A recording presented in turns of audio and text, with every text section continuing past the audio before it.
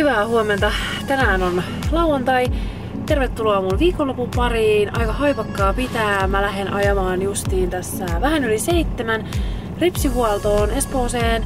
Ja siitä sitten suoraan PT-kouluun. Pääsette näkemään tän viikonlopun, mitä meidän PT-koulussa tapahtuu. Ihanaa! Nyt nastalautaan ja ripsihuoltoon.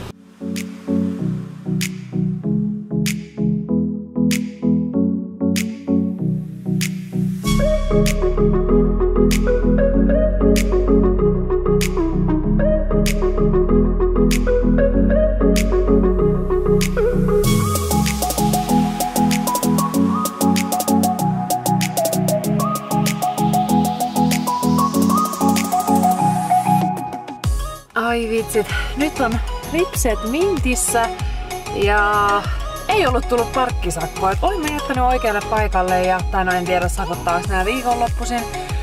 Mut joo, nyt mä syön tässä autossa ruuan naamariin ja lähden ajelee Espooseen kohti Otaniemeen PT-kouluun ja täytyy kyllä sanoa, että nää ripset, ai vitsi, että nää on kyllä semmonen arjen pelastaja, että kun on niin hektistä koko ajan, niin ei tarvii sit koko ajan olla meikkaamassa ja laittamassa ripsivärejä, kun lähtee ihmisten ilmoille, kun on aina tällainen huoliteltu look.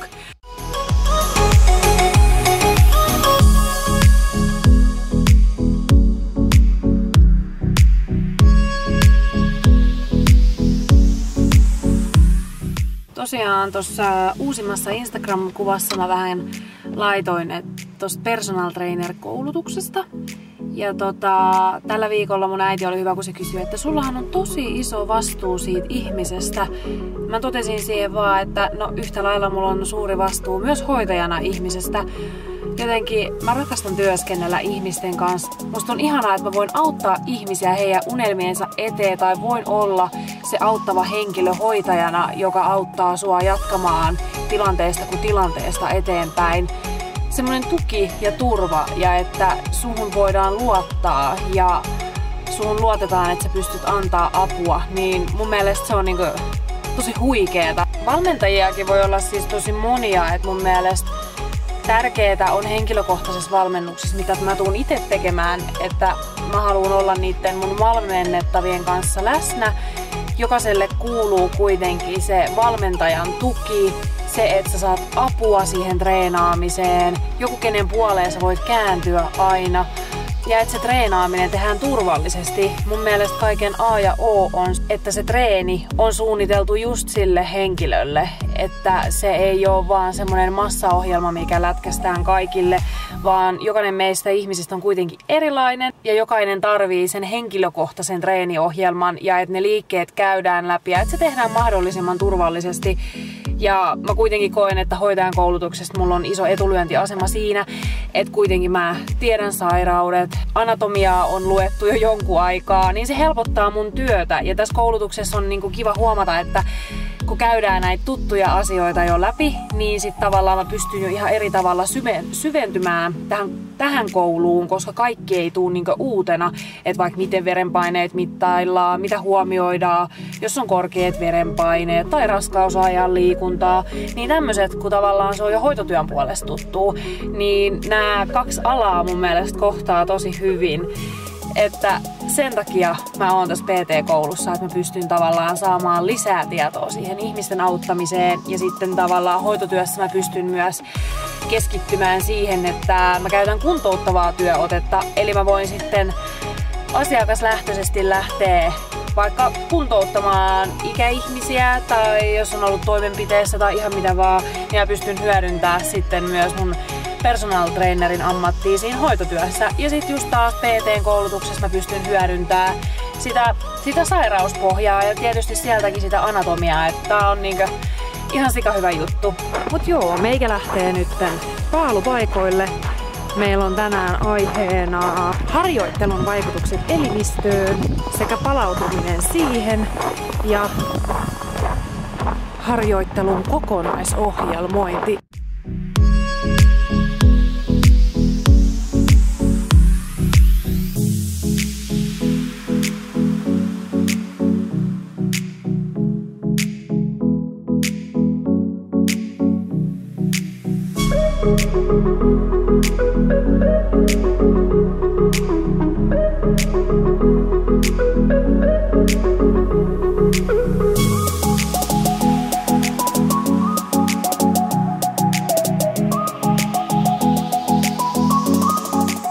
Kuukauden kohokohde, fitnessmalli. Joo, niin se lähtee helposti lapaan.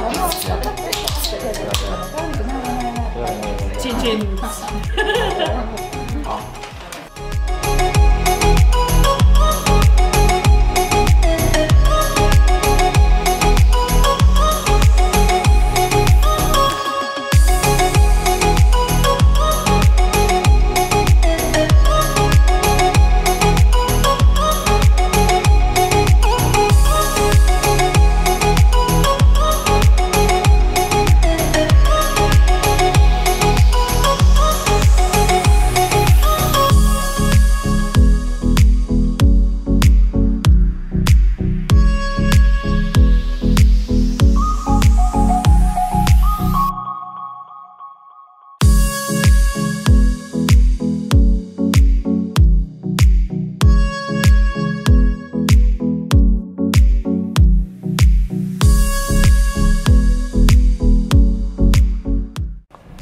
Mikä tunti?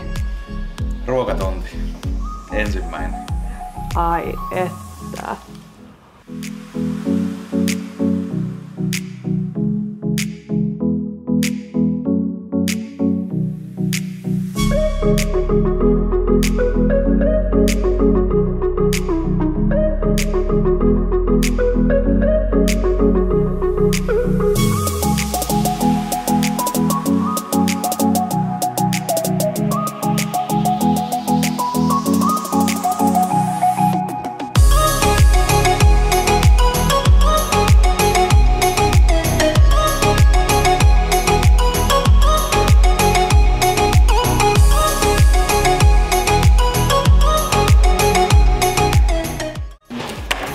Puhdasta hiilaria. Oi, onko se puhdasta hiilaria? Se on parasta. Vitsi, mä syön täällä mun kuivaa kurkkua ja riisiä, niin kaverit tuo mulle kaupasta puhdasta hiilaria.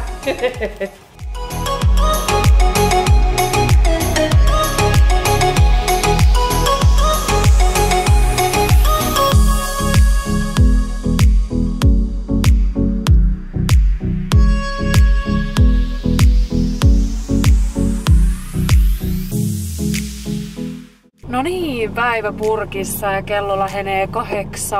Taas on paljon uutta opittuja treeniohjelmia rakennettu fiksusti. Nyt mä lähden ajamaan kohti Kellokoskea ja huomenna jatkuu heti 9.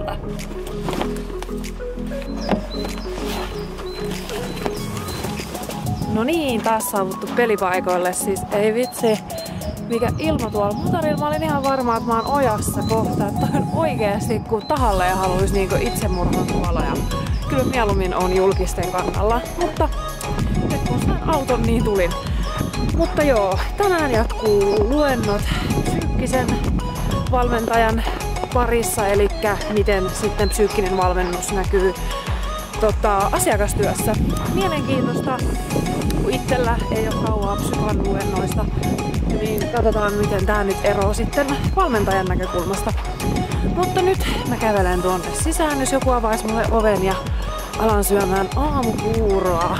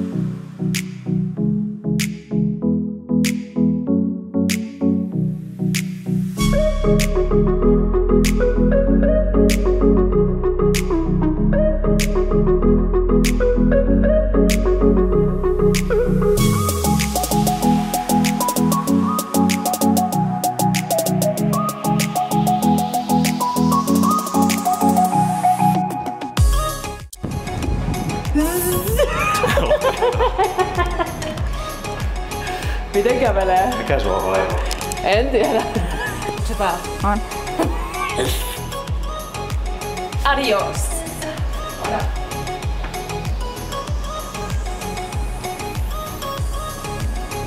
No niin, päivä tuli päätökseen. Siis tosi siistiä, keskusteltiin tosi paljon minäkuvasta, arvoista, miten ne määrittää meidän elämää joka päivä.